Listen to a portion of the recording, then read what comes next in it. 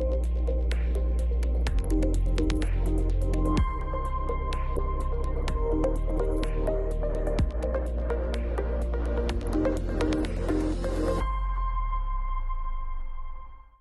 ¿qué tal? ¿Cómo están? Bienvenidos a una nueva edición aquí en El Círculo.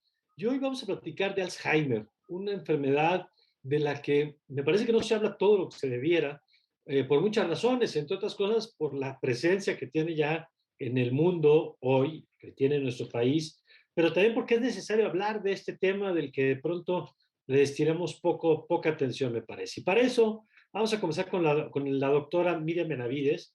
Ella es geriatra y especialista en cuidados paliativos y a quien me da mucho gusto saludar. ¿Cómo está, doctora? Muy bien, muchas gracias, Mario. Muchas gracias por la invitación. Al contrario, doctora, gracias. Y está el doctor Omar Yaxmején Bello Chaboya, él es académico de la Facultad de Medicina de la UNAM. ¿Qué tal, doctor? ¿Cómo le va? ¿Qué tal, Mario? Muchas gracias y de nuevo muchísimas gracias por la invitación. Al contrario, doctor. Y a ver, doctora, yo quisiera que empecemos a platicar de qué es, porque hay quien dice que si es una demencia o si es un tipo de demencia. ¿Qué es el Alzheimer? Porque de pronto lo tenemos hasta en lo cotidiano, a veces hacemos bromas con eso, pero creo que a ciencia cierta a veces no sabemos bien ni qué significa ni qué es. Claro, claro, Mario. De hecho, es bien importante, qué bueno que toman estos temas porque pues sí es bien importante hablar de esto, conocerlo, no normalizarlo, porque muchas veces piensan que solo por ser adultos mayores tiene que haber algún olvido, sino saber bien que es una enfermedad. La demencia, para hablar de demencia, de Alzheimer, primero tenemos que definir lo que es demencia. Demencia es una enfermedad neurocognitiva, o sea, es una enfermedad del cerebro, ¿no? Así como el corazón se enferma, los riñones se enferman a veces, el cerebro también se enferma. Y entonces la demencia es el deterioro neurocognitivo, o sea, una enfermedad del cerebro que es crónica, que hoy por hoy no hay un tratamiento curativo, pero que pues sí hay tratamientos que enlentecen la enfermedad. Y bueno, ya eso es demencia y Alzheimer es un tipo de demencia. También porque muchas veces decimos, es que demencia senil. No, eso no existe. Todas las demencias tienen un nombre y un apellido. Entonces, Alzheimer solamente es un apellido. Existen más de 100 tipos de demencias, pero la más frecuente en el mundo hoy por hoy es el tipo Alzheimer, ¿no? Entonces, el Alzheimer es una demencia, también llamada deterioro neurocognitivo mayor, y el Alzheimer es cuando hay olvidos de corto plazo, o sea, de memoria a corto plazo, cuando empiezan a haber problemas en la memoria de que desayuné, dónde dejé ciertas cosas, si voy a alguna parte, olvido lugares conocidos normalmente, etcétera, ¿no? Ok, y vamos a ir explicando detalles de qué es y qué no es a lo largo del programa. Doctor, ¿qué caracteriza, entonces, si nos decía la doctora que hay diferentes tipos de demencia, y es una en particular, qué caracteriza a esta de otras y por qué es importante tener claridad sobre... Primero, como bien comenta la doctora, una de las cosas más importantes que hay que reconocer sobre la epidemiología de la demencia es que la enfermedad de Alzheimer es una de las más frecuentes. Dentro de todas las posibles causas, es de las que nosotros más podemos identificar. Existen otras que también tienen una alta prevalencia. Por ejemplo, existe la demencia de tipo vascular, que generalmente se asocia a un evento vascular cerebral que coloquialmente se conoce como una embolia. Entonces, generalmente el paciente tuvo una embolia, posteriormente desarrolla datos compatibles con demencia. Existen otros tipos que tienen, por ejemplo, relación con tipos o trastornos del movimiento, como puede ser la enfermedad por cuerpos de Lewy, que tiene algunas características que son similares a la enfermedad de Parkinson, y otra otra que también es muy frecuente, la demencia frontotemporal, donde nosotros podemos identificar algunas alteraciones en pues el comportamiento de las personas y cómo se pueden relacionar con otros. ¿Qué caracteriza en particular a la enfermedad de Alzheimer? En realidad, como no existe una prueba diagnóstica que permita fehacientemente decir, sabes que tú sí tienes enfermedad de Alzheimer, muchas veces se tratan de descartar estas otras causas y muchas otras que desde luego, como comenta la doctora, hay bastantes más. Entonces se vuelve a veces un diagnóstico de exclusión. Una vez que se tratan de identificar otro tipo de demencias que tienen algunas características más particulares, es entonces que se lleva a la característica de la enfermedad de Alzheimer. Algo muy importante que hay que comentar de la enfermedad de Alzheimer es que no solo, o sea, la memoria es uno de los principales problemas, pero no es el único. En realidad, como Alzheimer es una enfermedad que afecta en general las funciones ejecutivas del sistema nervioso central, nosotros nos podemos encontrar con un montón de alteraciones que tienen que ver con el lenguaje, con la capacidad de las personas para poner atención, con la capacidad para reconocer rostros o reconocer a la familia, y pueden incluso presentar algunas alteraciones ya un poco más avanzadas que pueden tener que ver con la presencia de alucinaciones, con algunos comportamientos impulsivos, agitación, ansiedad.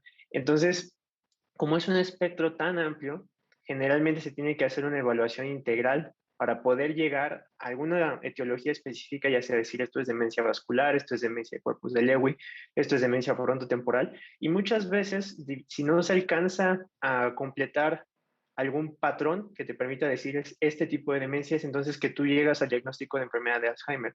Tú dices, pues bueno, si no encaja con algunas de las otras que tienen algunas características más específicas, entonces ya podemos llegar a especificar la enfermedad de Alzheimer. Desafortunadamente, uno de los diagnósticos más claros para hacer enfermedad de Alzheimer a veces se puede identificar solamente post-mortem. Una vez que el paciente ya fallece, se llega a hacer una autopsia, se identifican las alteraciones en el cerebro. Fuera de eso, es un diagnóstico que más bien se da una vez que se tratan de eliminar otras posibles causas, que primero se buscan aquellas que sean secundarias, o sea, consumo de alcohol, consumo de drogas, algunas alteraciones genéticas que podrían tener alguna relación directa, y después se buscan las otras causas que Ya. comenté hace un momento. Y a ver, doctora, con esto que nos están empezando a explicar, ya entendía con lo que nos decía el doctor hace rato que de pronto un derrame o este tipo de situaciones puede provocar esto. En el caso del Alzheimer, ¿qué es lo que lo provoca? Y yo sé que de pronto es complejo para quienes no somos especialistas. Hay quien dice que es como colesterol y provoca algún tipo de afectación. ¿Cómo podemos explicar la causa, digamos, de este tipo particular de demencia? Lo voy a tratar de explicar de una forma más coloquial para que nos entienda el público y todos los que nos escuchan.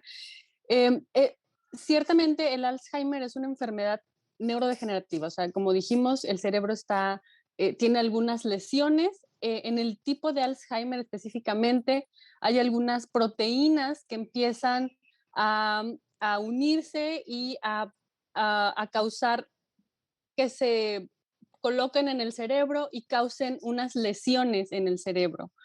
Eh, y esto causa que en el cerebro existan estos como cortocircuitos y entonces empiezan a haber alteraciones en ciertas partes del cerebro, sobre todo en el área cortical del cerebro. Por eso, por ejemplo, en la vascular, no importa, o sea, yo no puedo controlar dónde va a haber un accidente cerebrovascular. Claro. Puede ser en cualquier parte del cerebro, tanto subcortical, cortical, o sea, puede llegar a cualquier parte del cerebro. El Alzheimer, pues es como se enfoca más en la corteza cerebral, por eso no vemos cuestiones motoras, o sea, en el inicio de la enfermedad no vemos cuestiones motoras como en un vascular, por ejemplo. En el vascular es veces que no pueden mover el cuerpo, etcétera, ¿no? Y en el Alzheimer no, es más las cuestiones, como decía el doctor, ejecutivas, el razonamiento, el cálculo, el poder nosotros, por ejemplo, saber que primero va el shampoo y luego me tallo la cabeza, ¿no? Entonces ellos empiezan a perder otros tipos de cuestiones, pero más a nivel cognitivo. ¿Siempre ¿no? se desarrolla en la misma zona entonces? ¿Empieza en la misma zona en todos los pacientes?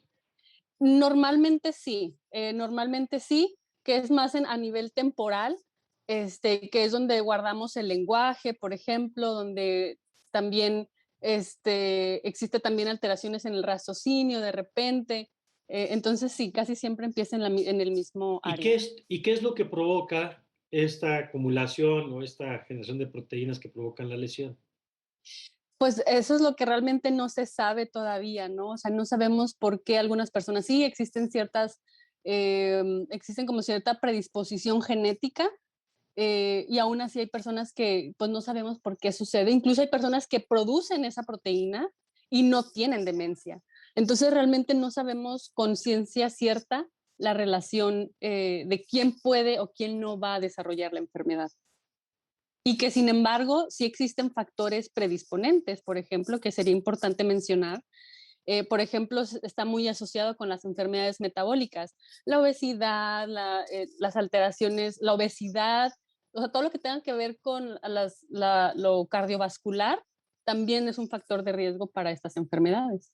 La diabetes, la Sabemos, hipertensión. ¿y por qué, doctor? ¿Cómo es que se vincula? Entiendo que hay cosas que todavía no sabemos y que estamos justamente, que están constantemente investigando y tratando de encontrar desde formas de detectarlo, por lo que explicaba usted hace rato, que no hay hoy un instrumento único o una prueba, digamos, que te permita. Pero, ¿qué sabemos, por ejemplo, de por qué este tema de la obesidad o este tema de la hipertensión se puede vincular con esta predisposición? En el entendido, nada más, si estoy con lo correcto, que el que alguien tenga hipertensión o alguien tenga obesidad no implica que necesariamente va a desarrollar. Implica que es una condición que puede aumentar la posibilidad de que lo desarrolle, ¿no? Sí, es correcto, ¿verdad? Sí, claro. De hecho, Ok. lo que se está cambiando un poco el paradigma de cómo se piensa en la demencia y en particular de cómo afectan estos factores de riesgo que se están comentando. Eh, Hay que pensar en la trayectoria de vida de una persona, a lo mejor en tres grandes hitos. Lo primero sería la vida temprana, que es cuando nos empezamos a desarrollar y llegamos hasta cierto grado de maduración. Después viene lo que se llama, le vamos a llamar vida media, que sería una traducción en inglés de midlife. Entonces, cuando estamos en vida media y entonces ahí, en vida media es donde empiezan a afectar principalmente factores de riesgo de tipo metabólico, donde nosotros podemos identificar a la diabetes, a la obesidad, a la hipertensión.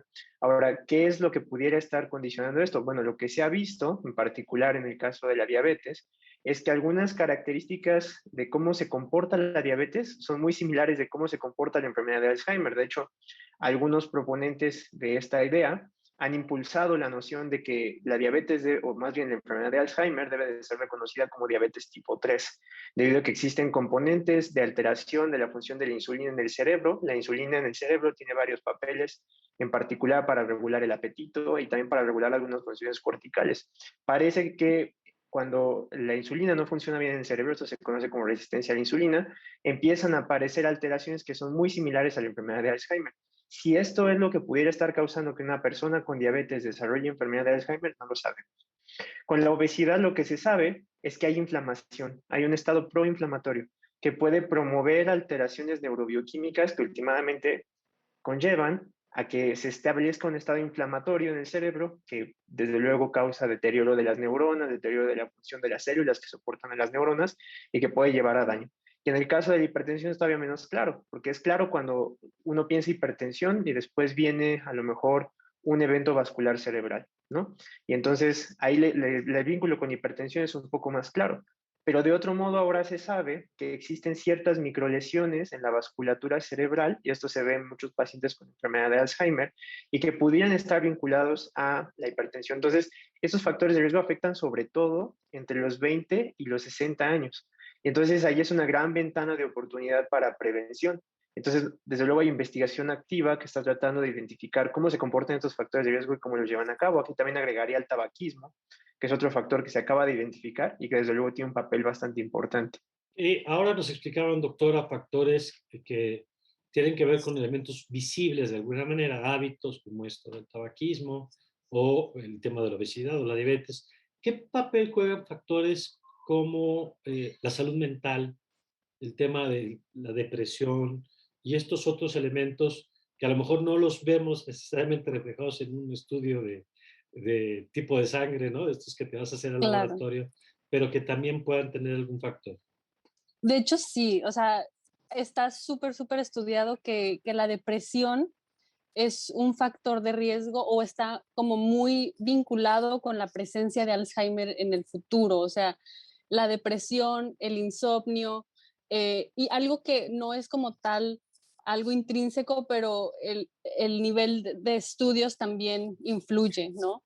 Eh, Porque, por ejemplo, no es siempre que aprendemos cosas nuevas, de hecho, parte del tratamiento, como una vez que se diagnostica, es estar como estimulando cognitivamente, el seguir aprendiendo cosas y el seguir aprendiendo siempre va a ser un como factor protector, porque entre más aprendemos, más conexiones interneuronales vamos a tener y por lo tanto, esas conexiones interneuronales pues van a, o sea, si tengo 10 conexiones, si se mueren dos, pues tengo 8, pero si tengo 5 conexiones y se mueren dos, pues tengo 3, ¿no? Entonces, el seguir aprendiendo y el nivel educativo también influye como factor protector y también, igual como decíamos, la depresión el insomnio son factores de riesgo también en el futuro para presentar alguna alteración cognitiva. ¿Qué pasa, doctor, con factores genéticos, por ejemplo? Sabemos, hemos aprendido que en algunos temas, en el tema de diabetes, hace poco teníamos un programa sobre cáncer y veíamos que también era un factor. En este caso también hay algún peso y en ese sentido se puede identificar, como hemos visto que en el tema de cáncer de mama, por ejemplo, se puede ver una predisposición, que otra vez no significa necesariamente que se desarrolle, pero sí que tiene mayor posibilidad de desarrollarse. ¿Ocurre lo mismo en este caso? Sí, claro, de hecho hay un factor de riesgo genético bien caracterizado que está en una proteína que se llama polipoproteína E. La polipoproteína el colesterol y varios lípidos en la sangre viajan unidos a proteínas. Estas proteínas incluyen las apolipoproteínas, de las cuales hay varias.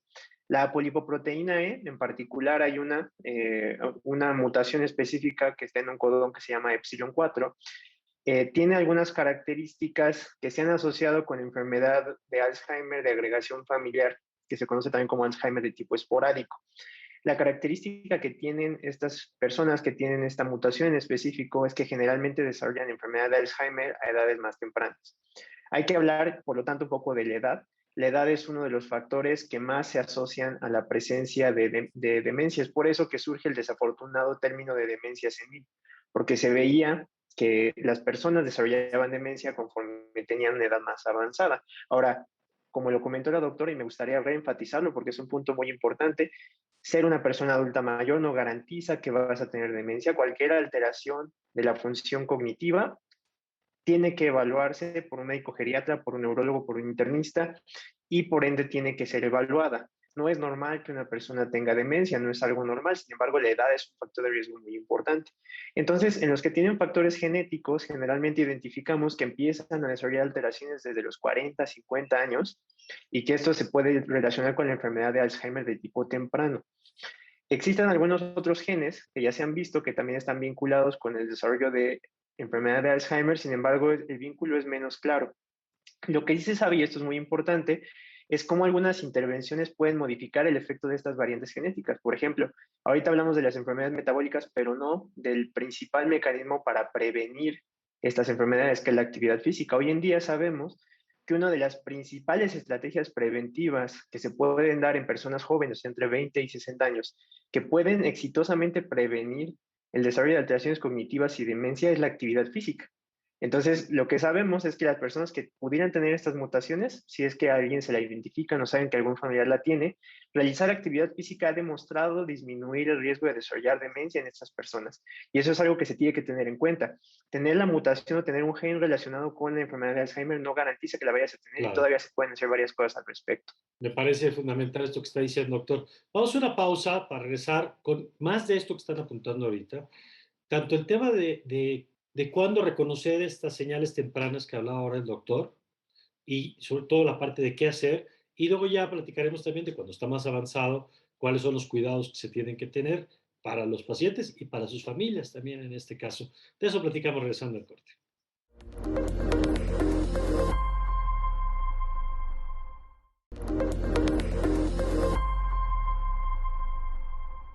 Bueno, estamos de vuelta, doctora. Yo quisiera que nos dé dos elementos que han salido de lo que ustedes nos han platicado. Uno, esto que decía el doctor de las señales cuando se presentan a temprana edad, 40, decía 50, 60. Y segundo, bueno, me quedó la duda de si es un tema hereditario también, si los antecedentes familiares son un factor también que tenemos que tomar en cuenta en este caso. Sí, bueno, yo creo que, y quisiera hacer también nuevamente recalcar esto que comenta Omar, que hemos comentado desde que empezó la plática, es no, o sea, el deterioro cognitivo, la demencia, el Alzheimer es una enfermedad, ¿no? O sea, porque a veces tendemos como a normalizar, es que ya está grande, ni modo que no se le olvide, ¿no? O sea, y entonces de repente como que vamos normalizando que un adulto mayor tenga olvidos cuando evidentemente son olvidos que no son benignos, porque olvidos benignos tenemos todos, o sea, ahí donde dejé las llaves, a qué venía el refri, esos son olvidos que todos tenemos. Pero si un adulto mayor se pierde, si un adulto mayor vaya, tiene olvidos como muy, muy evidentes, no podemos normalizarlos y entonces de repente tenemos muchas, muchas alteraciones cognitivas y que la familia empieza a decir que son normales o a decir que se está haciendo, ¿no? Entonces es importante siempre tener esto en mente, que es una enfermedad y que debe de ser atendida en todo momento. Y me preguntabas de si era hereditario, ¿no?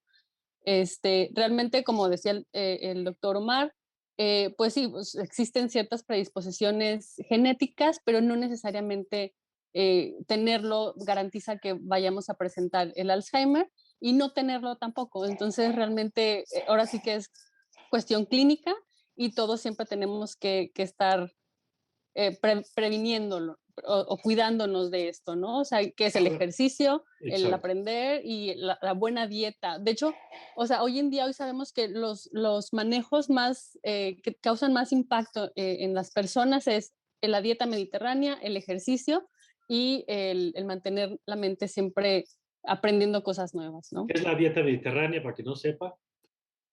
Es una dieta que es rica en pescados, frutas, verduras, muchos líquidos, todo esto, ¿no? O sea, que es menos carnes rojas, menos grasas, etcétera. Lo que siempre nos dicen, ¿no?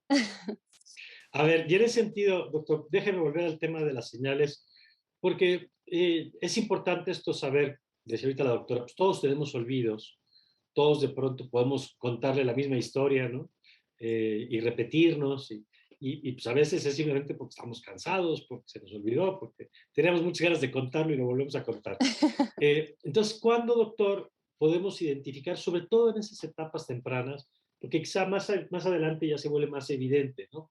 Pero en estas etapas tempranas, ¿cuáles serían algunos de los elementos que podríamos empezar a identificar? Claro, hay varios patrones de pérdida de memoria. Como comentaba la doctora Miriam, pues hay muchas cosas que nosotros tenemos que tomar en cuenta cuando pensamos en enfermedad de Alzheimer. Primero que si bien, como ya se había comentado hace un momento, la afección casi siempre empieza en el lóbulo temporal, que es donde se almacena en gran medida la memoria de trabajo y algunas de las cosas que uno va a ir observando en las alteraciones tempranas de la enfermedad de Alzheimer, pues hay muchas alteraciones que pueden ser indicativas de que hay algo que está pasando, ¿no? Una de las primeras cosas que tiende a pasar es que se olvidan eventos recientes. Entonces, estamos lidiando con un olvido sistemático, o sea, no es como ahorita que a lo mejor a mí se me olvidó que ya había platicado de este tema con usted o con la doctora, ¿no? Y que yo dijera, híjole, pues bueno, no me acordaba, pero ahorita ya me acordé, ¿no? Una persona que está sufriendo estos olvidos generalmente no lo nota. Entonces lo habla con tanta tranquilidad y con tanta soltura que uno pues hasta se extraña, ¿no? Cuando uno empieza a notar esto en una persona con quien vive, con quien habita, entonces empieza a decir, oye, pues eso está raro, ya está teniendo una sistematización en los olvidos. Está ocurriendo sobre todo en eventos recientes. También podemos tener alteraciones en la atención. Entonces, ese es otro dato que nos pudiera dar alguna alteración. Entonces, las personas se ven, ahí hay que hacer un énfasis muy importante. Cuando se te pierden las llaves, por ejemplo, que dices, no me acuerdo dónde dejé las llaves muchas veces porque no pusiste atención de dónde las dejaste, ¿no? No es tanto un problema de memoria, sino más un problema de atención. Entonces, eso mismo pasa en la enfermedad de Alzheimer. Algunas cosas que requieren atención, por ejemplo, las personas se cortan cuando están cocinando y normalmente lo hacían bien, pues a lo mejor porque pierden atención, no porque están necesariamente olvidando cómo usar un cuchillo, sino porque se distraen, porque no pueden sostener la atención por tiempos prolongados o porque pueden dar algunas de estas alteraciones, ¿no? Generalmente, y esto es algo que pues es un error, es pensar que la memoria a largo plazo es la primera que se pierde. Cuando uno empieza a perder ya la memoria a largo plazo, generalmente ya hay una alteración significativa en la memoria a corto plazo. Entonces, las personas con demencia, y de hecho eso puede causar una falsa sensación de tranquilidad, van a tener muy clara a lo mejor eventos de su infancia o eventos de hace 2, 3, 4, 5 años, aunque ya tengan una alteración significativa de su función cognitiva. Entonces, las primeras alteraciones son memoria a corto plazo, atención, y después puede haber algunas alteraciones de lenguaje y de reconocimiento de cara. Entonces es normal que las personas con Alzheimer, bueno, no es normal, pues es frecuente que las personas con enfermedad de Alzheimer a veces ya no te reconozcan o cambien los nombres, ¿no? Por ejemplo, la abuelita que tiene 2 nietos y le cambia el nombre al nieto, ¿no? Y dicen, híjole, es que no me di cuenta, ahí hay que tener mucho cuidado porque puede ser que o ya no esté Claro. reconociendo sus rostros o simplemente pues se haya equivocado, todos nos equivocamos, pero una persona que no tiene un proceso patológico que le está ocurriendo, se da cuenta, ¿no? Y lo corrige. Y cuando no, pues generalmente alguien más es quien se da cuenta y te empieza a decir. Ahora, ¿cómo avanza? La expresión es rara, pero ¿a qué velocidad avanza esto? Porque ustedes han hablado de diferentes momentos, ¿no? Desde estos primeros olvidos de corto plazo y nos cuenta el doctor cómo va avanzando y vamos perdiendo, digamos, recuerdos y va borrando cosas ahí. ¿Cómo avanza y qué determina? Y la gran pregunta, por supuesto, ¿qué se puede hacer para frenar la velocidad de avance? Me gustaría como hacer un agregado a esto que nos comentaba el doctor Omar. Sí.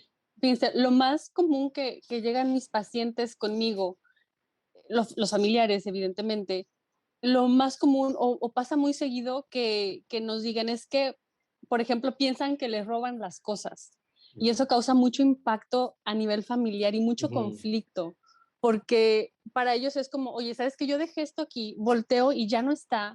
Pues no pudo haber desaparecido, tú me lo robaste, Una ¿no? Y cierta entonces, paranoia, ¿no?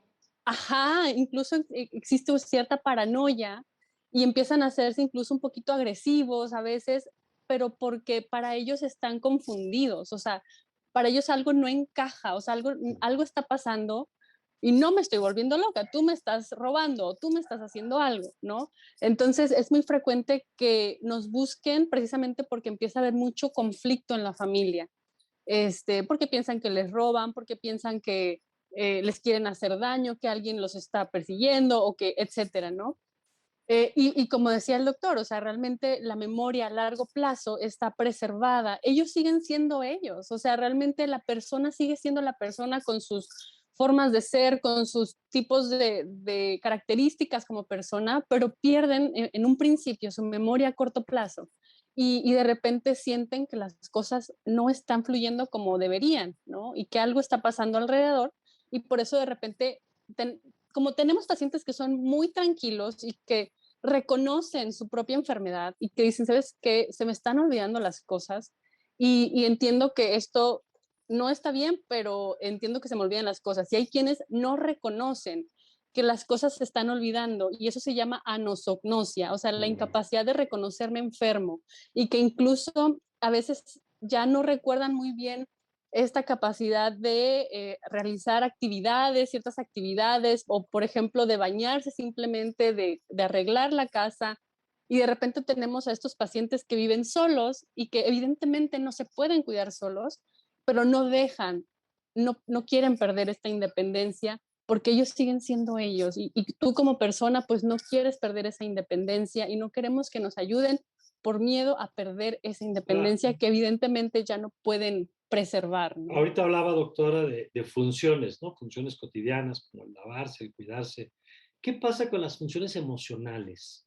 Y pienso, por ejemplo, en la empatía, en ciertas características que de pronto también pareciera que se ven afectadas por esto. Es como te mencionaba, Mario, o sea, para ellos la empatía es difícil, para ellos porque ya no hay una como correlación entre lo que pasa ahorita y lo que está pasando en este momento, lo que pasó hace ratito, y de repente ellos ya están viviendo en el pasado, pero en el presente, o sea, porque la memoria se tiene que refugiar en alguna parte y de repente nos refugiamos en la que sí está preservada, que es la memoria a largo plazo, o sea, lo que pasó hace años lo conocen y se lo traen aquí y te dicen exactamente y empiezan a recordar muchas cosas, pero no puede haber cierta empatía con la familia porque no están en el presente. A veces, muchas veces ya están con esta memoria a largo plazo, pero viviéndola ahorita y por eso te dicen, es que quiero ver a mi mamá, es que quiero ver a fulanito, pero oye, pero fulanito ya se murió hace 50 años, ¿no? O sea, no sé, un ejemplo. Entonces, realmente por eso la empatía en la familia empieza a ser muy difícil y entonces empiezan conflictos bien difíciles en la familia porque dicen, no, es que se está haciendo, sí, me está diciendo todo así súper bien del Porque pasado, esto no, claro. porque esto no, se está haciendo. Y entonces empiezan, la verdad que a veces los conflictos pueden ser bien fuertes, sobre todo cuando la familia no es consciente de la enfermedad. Claro. Y de ahí la importancia de este tipo de foros en los que estamos concientizando a la gente de que existe una enfermedad cerebral, que tenemos que reconocerla, tenemos que buscar ayuda y tenemos que informarnos de lo que está pasando y entender que mi paciente está enfermo, mi familiar está enfermo y no lo está haciendo para molestarme o no es algo que va contra mí, porque es Ni es bien de difícil, voluntad, Mario, realmente a veces, ni es de claro, y es bien voluntad. difícil, ves sufrir a la familia porque de repente tu mamá era bien linda contigo y de repente te mienta la madre, o sea, es así como que es bien como el shock, ¿no? O sea, de mamá, pero yo te amo y te estoy cuidando y estoy haciendo todo por ti, ¿por qué me tratas de esta forma? No es que sea contra ti, es la enfermedad la que está hablando. De acuerdo. Ahorita voy a volver sobre el tema de los cuidados que se tienen que tener en esta etapa, pero doctor, yo quisiera preguntarle algo, porque hemos escuchado que el cerebro tiene plasticidad y hemos visto personas, por ejemplo, que con un episodio de estos vasculares, de pronto no puede mover la mano, pero con terapia puede recuperar. ¿Por qué en estos casos no se puede hacer o qué Sí, tanto se puede hacer? claro, aquí, por eso hace un momento cuando comentaba lo de las diferentes etapas de la vida, cuando uno habla de prevenir, y hay varios tipos de prevención, ¿no? Desde luego, tenemos la prevención de que ocurra la enfermedad y luego una vez que ocurre, queremos ralentizar la enfermedad, ¿no? Entonces, cuando nosotros estamos en la etapa de la vida media, entre los 20 y 60 años, es donde los factores metabólicos, también me gustaría enfatizar el tabaquismo, el consumo de alcohol, eh, los golpes en la cabeza, o sea, los traumatismos craneoencefálicos, tienen un papel importante también en esta etapa. Aquí, por ejemplo, en la diabetes ya se ha demostrado, desafortunadamente ocurre daño neurológico directamente a la corteza cerebral en las personas con diabetes. De hecho, si uno se pone a estudiar la función cerebral de una persona con diabetes, puede identificar algunas alteraciones que incluso se parecen a la enfermedad de Alzheimer. Ahora, si uno controla adecuadamente la diabetes a largo plazo, hay un estudio que lo demuestra que es muy bonito. Si uno controla la glucosa, si controla los factores de riesgo cardiovascular, disminuye la probabilidad de que esta persona desarrolle demencia. Eso, ahí entra un poco la plasticidad neuronal, ¿no? El hecho de que este daño todavía se pueda reparar en una etapa temprana. Ahora entramos en la etapa tardía y es donde algunos factores como la depresión, la falta de contacto social, o sea, el aislamiento social de los adultos mayores, los problemas auditivos juegan un papel muy importante. Y aquí es muy interesante la transición porque el tipo de factor de riesgo que afecta a los adultos mayores ya no es lo mismo que afecta a un joven. Ahí ya es más el aislamiento social, los problemas auditivos, la depresión, ahí es donde entra un papel muy importante el no estar mentalmente activo, o sea, no mantenerse aprendiendo. Y ahí es porque generalmente el cerebro ya está en un punto en el que su capacidad de plasticidad ya no es tan alta. El daño que pudiera haber tenido antes ya no es tanto. Entonces hay que tratar de mantener el nivel de estructura cerebral que uno tiene. Por eso promover el contacto social frecuente, si tienen problemas auditivos, promover que se pongan un aparato de ayuda para oír, si tienen depresión, pues tratar la depresión. ¿Por qué? Porque ahí ya, si hay un daño, generalmente este daño va a avanzar muy rápido. Una persona que tiene problemas auditivos en menos de 3 años puede ya desarrollar alteraciones compatibles con demencia. Entonces, en estos casos, sí se puede generar la plasticidad y prevenir un poco el deterioro. Si estamos hablando de factores en vida media, una vez que ya estamos en la etapa de adulto mayor, ya es un poco difícil y por eso, una vez que ya está establecida la demencia, se vuelve muy difícil revertir el daño, porque ya estamos hablando de pérdidas de neuronas muy importantes que ya no se regeneran, pérdidas del tejido que soporta estas neuronas que ya no se recuperan, y entonces ahí ya lo que se necesitaría pues es una intervención que regenere las neuronas, ¿no? Y ha habido algunas ideas que pueden ir encaminadas a esto, pero desafortunadamente aún en el momento científico actual no estamos ahí, todavía no podemos regenerar el tejido neuronal, podemos prevenir el daño y que el tejido que soporta las neuronas lo repare, pero si nosotros ya llegamos al daño ya es muy difícil revertirlo y es por eso que la demencia es tan devastadora, porque una vez que empieza se puede ralentizar, pero generalmente no se puede detener. ¿Y qué medidas ahí, doctora, para cerrar este segmento, ayudan a ralentizar en esa etapa de la que nos decía ahora el doctor?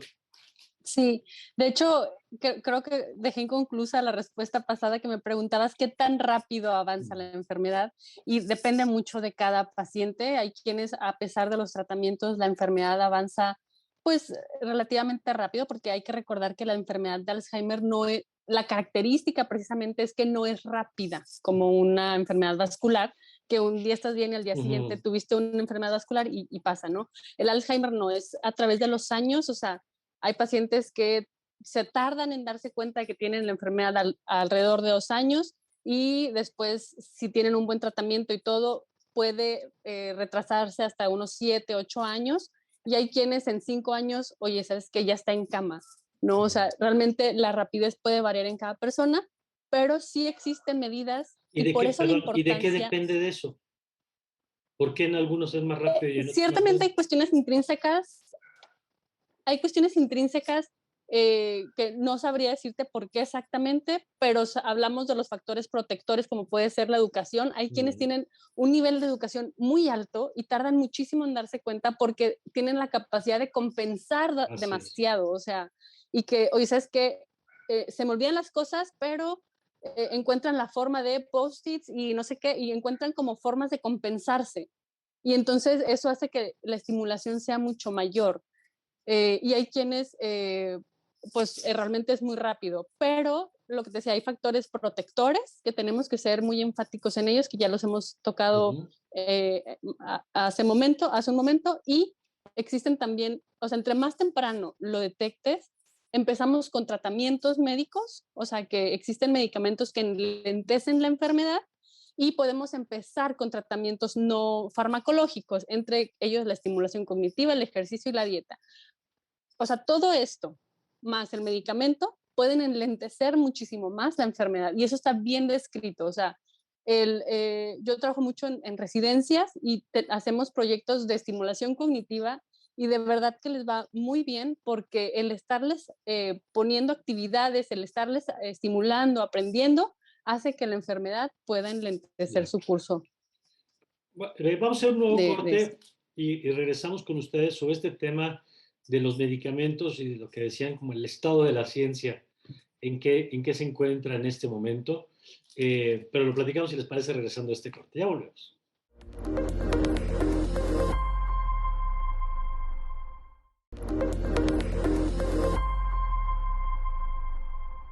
Bueno, estamos de regreso y doctor, a ver, nos terminaba platicando la doctora, ya sabemos que no hay algo que hoy, una bala de plata que diga, te tomas esto y con esto paras el desarrollo, el daño cognitivo, pero ¿qué hay hasta este momento en materia de medicamentos, de tratamientos? ¿Qué es lo que está hoy en el mercado y qué es lo que está hoy en investigación? Porque también vale la pena mirar un poquito hacia el futuro de lo que se está trabajando. Claro, pues primero, y quiero ser muy enfático en comentar este punto, desafortunadamente al día de hoy no existe un tratamiento que prevenga completamente la progresión de la enfermedad o que sea curativa. O sea, al día de hoy no tenemos una cura para la enfermedad de Alzheimer, ni tenemos, a lo mejor, como existe para el caso de las enfermedades crónicas como la diabetes y la hipertensión, un medicamento que lo controle, o sea, que vaya a prevenir que tengan estas funciones. Ahora, en cómo se desarrolla la enfermedad se involucran varios neurotransmisores. Uno de los que más están estudiados es la acetilcolina. La acetilcolina es un neurotransmisor, o sea, un químico en el cerebro que ayuda a perpetuar memorias y a mantener las memorias a corto y a largo plazo. Entonces, algunos medicamentos están enfocados precisamente a proponer o a promover que estas vías de acetilcolina funcionen de manera correcta, ¿no? Existen otros medicamentos que tienen más que ver con otro neurotransmisor que es el glutamato. Entonces, por ejemplo, existe un medicamento que se llama memantina, que es de los más utilizados, que también bloquea la neurotransmisión glutamatérgica, o sea, del glutamato, y que puede ayudar a disminuir la progresión de la enfermedad en este caso. Ahora, no sé, seguramente muchos de los que nos están viendo escucharon que hubo una gran controversia de un medicamento que fue aprobado recientemente por la FDA. Este medicamento que fue aprobado por la FDA se llama aducanumab. El aducanumab es un anticuerpo. En este caso, los anticuerpos reconocen a la proteína amiloide. La amiloide es lo que comentaba la doctora Miriam hace un momento, es una proteína que se dobla mal, se acumula en las neuronas y cuando se acumula causa la muerte de las neuronas. Ahora, este fármaco aducanumab no ha demostrado fehacientemente tener un beneficio marcado en las personas con Alzheimer. Entonces fue muy controversial porque se aprueba este fármaco. Cabe resaltar que no hay muchos fármacos aprobados para el Alzheimer, en particular este es de los primeros que son aprobados, pero su beneficio parece no ser tan importante. Entonces, la mayor parte de los tratamientos, estos inhibidores, estos promotores de la neurotransmisión de acetilcolina, la memantina, tienen más que ver con disminuir las molestias cognitivas, o sea, ayudar a que no sean tan marcadas. Algunos retrasan un poco la progresión de la enfermedad, pero ninguno lo trata efectivamente. ¿Cuál sería el tratamiento ideal? Pensemos en la investigación que se tiene que hacer. El tratamiento ideal sería el que se da primero en etapas tempranas de la enfermedad, que retrasa la progresión y que a lo mejor la retrasa lo suficiente para que la persona viva al grado en que, pues, si fallece, desafortunadamente fallezca por otra cosa, pero sin haber desarrollado los síntomas. En este punto aún no estamos, ¿no? Y no hay ningún fármaco que lo pueda hacer. Sin embargo, lo que se sabe es que si estamos en etapas tempranas, tratar los factores asociados puede ser mucho más exitoso. Entonces, si es una persona que a lo mejor empezó a desarrollar molestias cognitivas y se identifica un problema auditivo, pues hay que llevarlo con el otorrinolaringólogo, con el audiólogo, para que se le haga una evaluación y se le ponga un aparato auditivo. Si es una persona que a lo mejor empezó a desarrollar datos de demencia y tiene un cuadro depresivo muy fuerte, ahí es un poco del huevo y la gallina, porque la demencia causa también depresión, pero se tiene que tratar la depresión. Si es una persona que vive sola, que está aislada y que a lo mejor eso está contribuyendo a que desarrolle demencia, pues hay que promover que tenga actividad entre pares, entre personas, promover la actividad física, que sigue siendo importante, y esto puede ayudar como tratamiento. O sea, por eso cuando hablamos de tratamiento, la doctora hizo muy bien en señalar farmacológico y no farmacológico.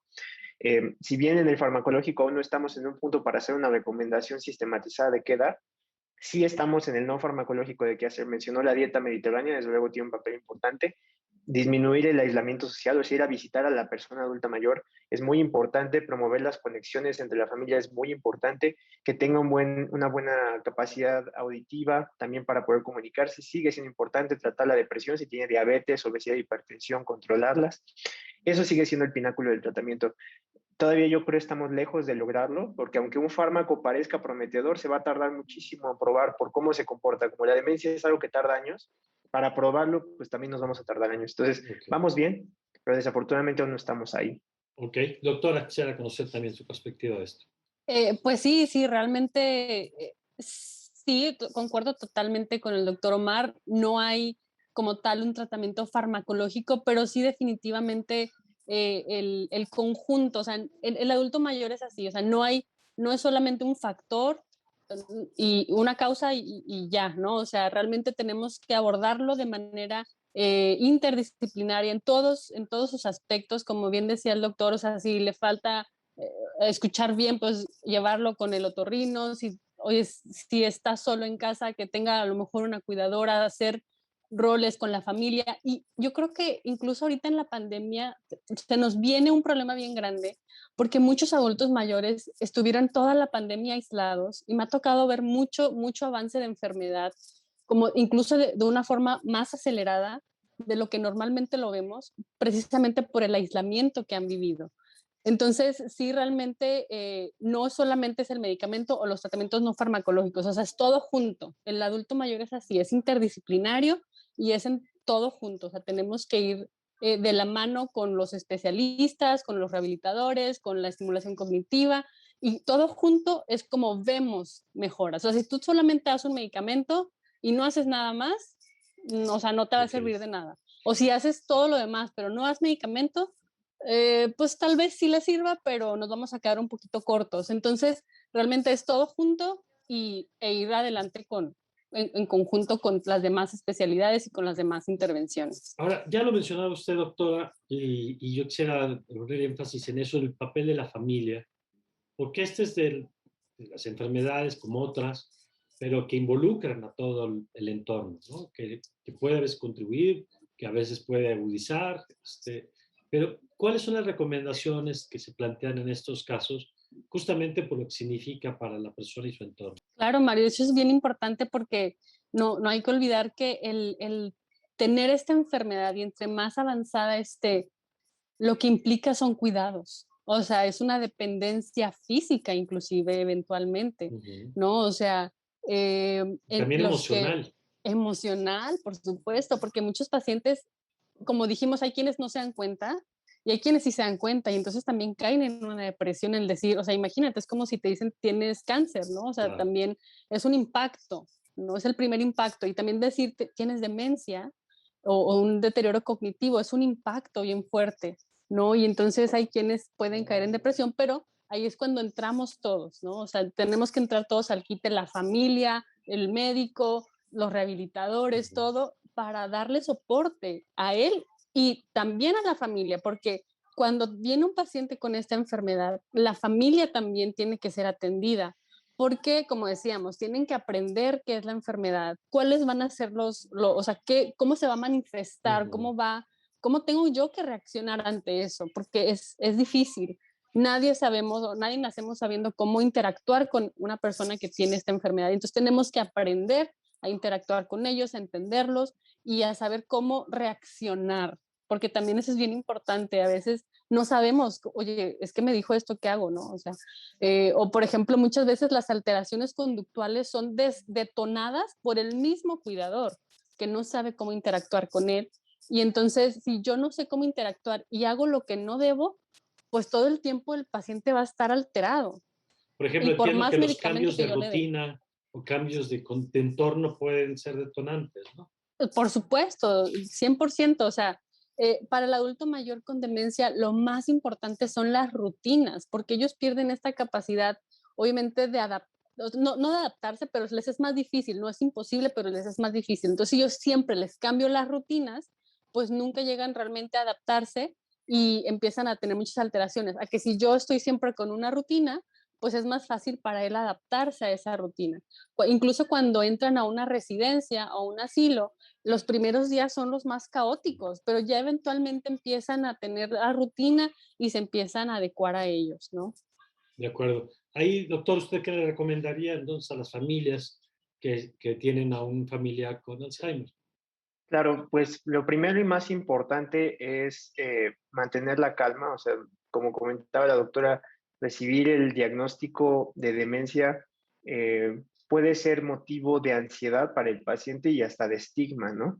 Entonces, la familia adquiere un papel protagónico para ayudar a que el paciente entienda su enfermedad hasta donde su propia condición, que no se haga una estigmatización del paciente, o sea, va a conseguir a un cuidador, por ejemplo, un cuidador que tenga capacidad técnica y capacidad profesional para atender a un paciente con demencia, porque es ciertamente complicado, no es sencillo y puede causar desgaste para el cuidador, puede incluso incurrir en maltrato. Ya ha habido muchos reportes de maltratos, desafortunadamente, a los pacientes que tienen demencia. Entonces, la familia tiene que entender que si bien es una condición que eventualmente puede llevar a que el paciente pues ya no pueda llevar a cabo sus actividades, ya no pueda llevar a cabo su función normal, que todavía va a tener un buen tramo de su vida donde la persona se va a autorreconocer como individuo con sus propias características y que si uno no lo apoya dentro de esa etapa, la propia persona se estigmatiza, lo lleva a depresión y eso acelera todavía más el proceso, ¿no? En segunda instancia, que se asesoren bien con un médico geriatra, con un neurólogo, con un gerontólogo, que reciban bien toda la noción de cómo llevar a cabo el cuidado de una persona con demencia y cómo tratar además las comorbilidades asociadas, si además tiene diabetes, si además tiene depresión. Desafortunadamente durante la pandemia comentaron lo del aislamiento, pero también hubo una mortalidad desproporcionada de personas con demencia y esto tiene mucho que ver con que los cuidados son muy complicados. Entonces, desafortunadamente la familia va a adquirir un papel protagónico en su cuidado. Muchas veces las personas ya no van a poder llevar control de sus medicinas. Entonces, no hay que verlo como una carga, hay que verlo como que también las familias reconozcan sus limitaciones y si reconocen alguna limitación tempranamente, adquirir apoyo de un cuidador, considerar a lo mejor una casa de cuidados de largo plazo donde pueda recibir la atención que merece y sobre todo considerar la dignidad del paciente, ¿no? Que el paciente reciba dignidad en todas las etapas de su enfermedad y que pues bueno, si esto va a ser lo que últimamente cause su fallecimiento, pues que tenga una vida digna durante la duración de su enfermedad y desde luego una muerte digna si es que esta llega a ocurrir. Claro. Y yo quisiera ya casi para cerrar, doctora, ahora lo hemos hablado todo desde la perspectiva de las familias de los pacientes, pero quisiera conocer su perspectiva desde la política pública, porque pues es un asunto que va más allá de cada persona, sobre todo por la cantidad de casos que tenemos y porque, como ustedes nos han explicado, primero es complejo la atención, porque hay factores que se pueden impulsar para evitar, para disminuir la probabilidad. ¿Cómo siente que estamos en México en este tema? Eh, ya no como, insisto, como un tema de el paciente y su doctora o su doctor, sino como política pública. Pues mira, la verdad es que como política pública estamos desafortunadamente muy retrasados. O sea, realmente países como en España o como en Estados Unidos tienen realmente, están muy adelantados en el sentido de que tienen centros de día, instituciones geriátricas de agudos, de recuperación, etcétera. Y en México, desafortunadamente, no tenemos una red tan amplia a las que podamos recurrir. Eh, entonces, realmente sí por ahí nos hace falta como desarrollarnos un poquito más en esto que ya nos viene pisando los pies, porque los talones, ¿no? Porque ya hay muchos adultos mayores y cada vez más vamos a tener esta tendencia a que haya más problemas de salud relacionados con el adulto mayor, entre ellos, pues la demencia, y la demencia como tal tiene, uno de sus principales problemas es la dependencia que causa y lo que esto conlleva, o sea, las necesidades que él va a tener, el paciente va a tener. Y entonces de repente eso requiere una inversión muy grande, porque también es económico, ¿no? Y no se tiene como muy bien a dónde vamos a recurrir, ¿no? Cuando eso suceda.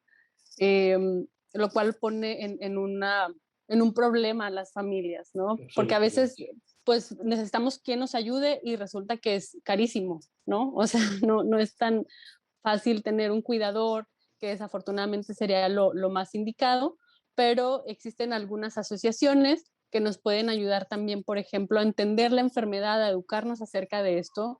Les recomiendo mucho, métanse a la página Dementia Friends México, eh, pues no es institución, es un programa que a nivel internacional que se encarga de enseñarle a la gente cómo tratar o cómo entender la enfermedad, para que se instruyan acerca de esto y que les sea un poquito más fácil el cuidado en casa. Muy bien. Un apunte final, doctor. Sí, claro. Primero, sobre la política pública, hablar sobre que se tiene que cambiar el paradigma de la salud pública.